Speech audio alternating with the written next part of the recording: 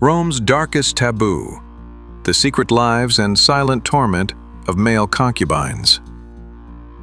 What if the true rot of Rome wasn't found in its arenas, where lions devoured men for sport, but in the quiet chambers where laughter died in candlelight? What if the empire's greatest sin wasn't forged by the sword, but whispered through silken corridors, where children's names vanished beneath silk sheets and marble floors?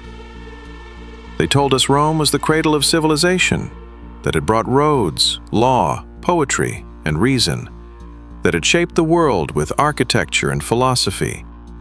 But beneath its marble columns and triumphal arches, beneath the laurels and oratory, there pulsed a hidden machinery, not of war or governance, but of ruin. Not of noble conquest, but of systematic annihilation of innocence, of identity, of boys who never lived long enough to become men. I have read the words carved in stone, but it's the ones not spoken that echo loudest. They called them puer delicatus, pleasure boys. Delicate flesh shaped for desire, not destiny. Bought not for labor nor loyalty, but for the shadows. Some as young as 10, most never older than 16. Ideal age? 12. That was the market's prime. You could sell a villa and still not afford one. Greek blood? A premium. Virgin? Even more. They were valued like rare silks, not like sons.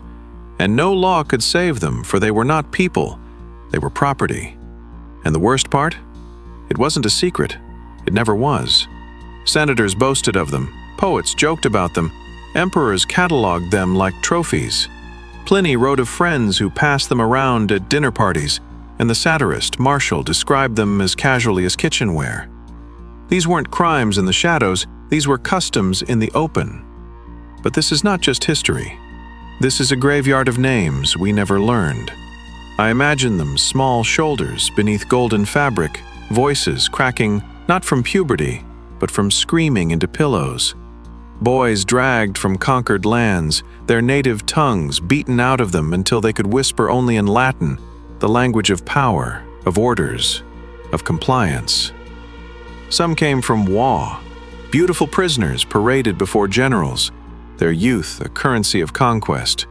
Gaul, Germania, Britannia. The maps tell us of borders, but they never tell us how many children were marched across those borders in chains. How many died along the way, bones discarded like broken pottery along imperial roads. Others came from desperation, sold by their own parents, not out of cruelty, but starvation. A mother might watch her son be weighed by a merchant, his teeth inspected, his thighs measured, his skin checked for marks. A signature, a seal, a sum, and then silence. She would never see him again. Only the coin would remain. Rome, They inspected boys the way a butcher checks meat. Did he smile enough? Did he resist? Could he pretend to enjoy it? And if he couldn't, they broke him until he could. The term concubines didn't mean affection. It meant ownership. It meant schedules, punishments, performances. These weren't boys being loved, they were being programmed. Forced to act out fantasies too grotesque to put into words, punished for even a flicker of resistance. Some were beaten, some were starved. Some were branded scarred, not by accident, but by intent, as if to say, you will never forget what you are. The rooms were small, always close to their master's chamber, not for comfort, for access, no locks, no escape, just silence, candlelight, and the expectation of a smile. And for those who served well, a longer leash, a better robe, perhaps the privilege of bathing before being summoned. For those who failed, there was a hierarchy even among the abused, and at the top, the favorites, and at the bottom, those discarded, sold off again, or worse, mutilated as punishment. Some boys never even had the chance to fail, because some were castrated before their voices could change. To preserve their youth, their smoothness, to ensure they remained eternally ideal. Some survived, many did not. The mortality rate was high, but the profits were higher. It was empire on their backs. Not with swords, but with silk ropes and marble chains. And the emperors?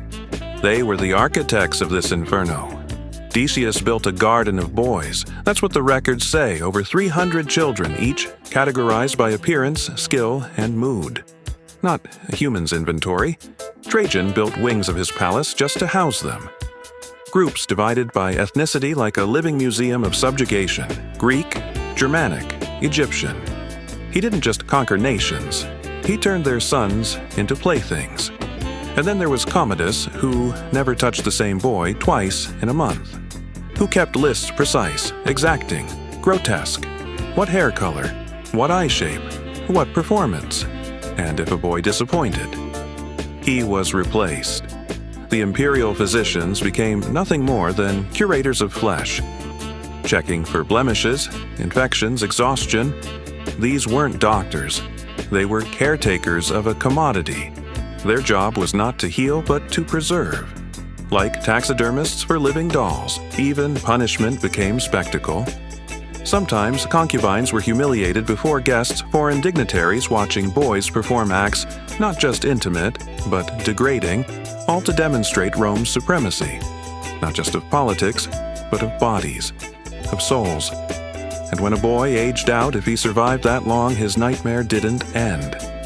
He was often discarded, too broken for freedom, too stained for marriage, too empty for anything else.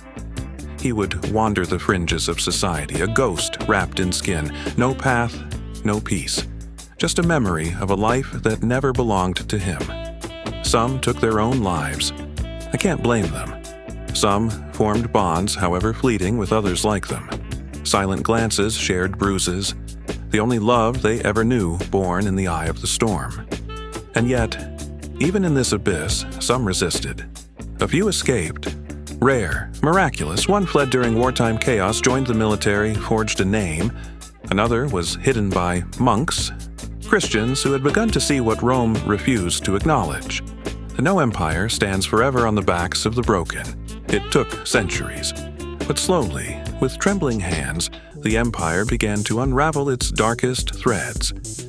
Christianity rose, and with it, the whisper of mercy. They spoke of dignity, of the soul, of children being sacred, not spoils. The Theodosian Code banned castration, though loopholes and bribes ensured the practice lingered. Constantine converted. Laws shifted. And though the old men in marble halls resisted, clinging to their toys and their gold, the tide had turned. Slowly, painfully. But no law ever rewrites the past. No decree can return the lives lost in silence. So why speak of it now? Why tear open these wounds? Because history isn't just marble statues and heroic battles. It is also the cry behind the curtain. The scar no one traced. The name history chose to forget. They called it luxury. We must call it what it was: a system, an industry, a machine of childhood slaughter powered by wealth, power, and silence. And today, as we walk through the ruins of Rome, taking selfies by the Colosseum, quoting Cicero, admiring mosaics, let us also remember the boys, the ones without tombs, without epics, without names, the ones who never became men. Because sometimes, the darkest truths aren't buried, they're simply ignored. And silence, like empire, is a monument, built on the backs of the voiceless. Narrator fades to black. One final breathless line lingers, soft as smoke. They weren't lost to history. They were erased by it.